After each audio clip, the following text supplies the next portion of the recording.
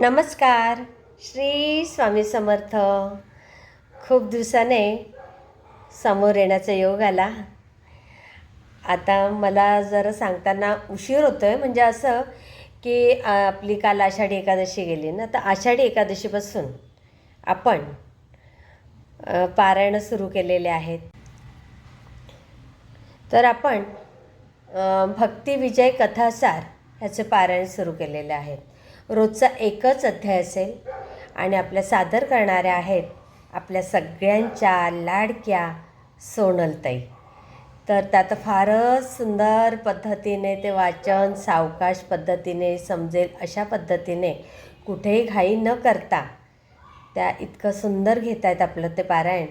तर माझं म्हणणं आहे की सगळ्यांनी ते रोज नुसतं ऐका आणि स्वामींसमोर बसा.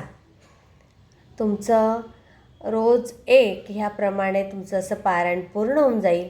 आणि त्यानंतर आपल्या सोनलताईच स्वामी चरित्र सारामृतचं आपलं अध्याय रोज एक ह्याप्रमाणे ते पारायण करून घेणार आहेत. तर आपल्याला ऐकायला कुठे काय जातं, तर कमीत कमी ऐका तरी.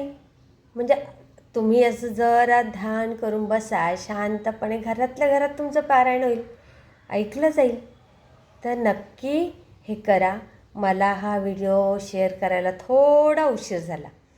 एक दिवस थोडा मी आधीच शेअर करायला हवा होता, पण आता थोडीशी धावपळ चालू आहे, त्यामुळे मी ते शेअर करू शकली नाही, आधी लवकर सांगू शकली नाही.